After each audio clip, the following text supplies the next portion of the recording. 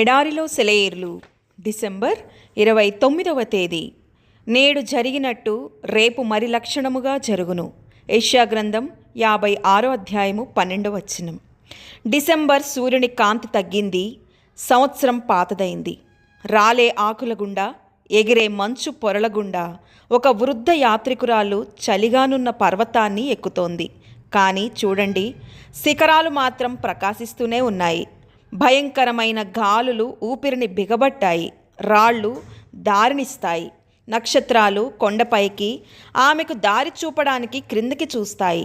ఆధ్యాత్మిక కాంతి కెరటాలు ఆమె ఒంటరి అడుగుల చుట్టూ నాట్యమాడతాయి. ఆమె ముందు ఒక పర్వతం, ఆకాశం తప్ప మరేమీ లేవు. ఏదీ లేదా? చూడు, అంతా దానికి మించి ఉంది. ఆ పర్వతాల ఆవల పచ్చిక బయళ్ళున్నాయి. ఒక సంతోషకరమైన నూతన సంవత్సరం, నిత్యత్వపు వసంతం ఉన్నాయి. రేపేమి సంభవించినో మీకు తెలియదు.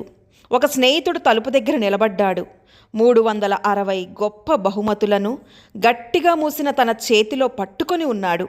విత్తువాడు విత్తనాలు వెదజల్లినట్లు ప్రతిరోజు భూమిపై వాటిని వేయడానికి వేచి చూస్తున్నాడు. మిత్రమా, నువ్వు స్నేహితునిలా రా. నీ ముఖం ప్రకాశమానంగా ఉందో, మేఘాలతో కప్పి ఉందో మేము గ్రహించలేము. మేము సహనంతో మా చేతులను వాటి స్థానాల్లో పట్టుకొని ఉంటాం. అంతం వరకు నిన్ను నమ్ముతాం.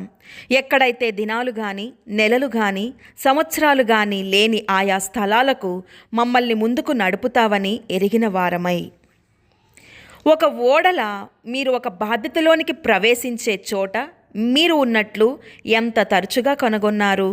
ఒక ఓడ తీరంలోనూ చెట్ల నీడలోనూ ఉన్నప్పుడు దాన్ని సముద్రంలోనికి నడిపించడానికి దాని తెరచాపలకు సరిపడే గాలి ఉండదు. కానీ అది సముద్రంలోనికి వెళ్ళినప్పుడు తగినంత తాజా గాలి దానికి తగులుతుంది. మన ముందు ఉన్న కొత్త సంవత్సరం ఎలా ఉంటుంది? అది ఒక బాధ్యత, ఒక నమ్మకం. అపోస్తలులు సముద్రంలోకి ప్రయాణిస్తూ తుఫాను గాలికి ఎదురీదినట్లుగా మీరు కూడా ఒక బాధ్యతలోనికి మీ ప్రయాణం ప్రారంభించారా?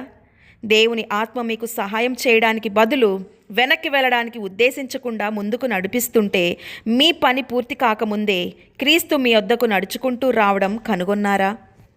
అబ్రహాము పర్వతంపైకి వెళ్ళడానికి ముందు బలి అర్పణకు దేవుడు అనుగ్రహించే గొర్రెపిల్లను చూడలేదు.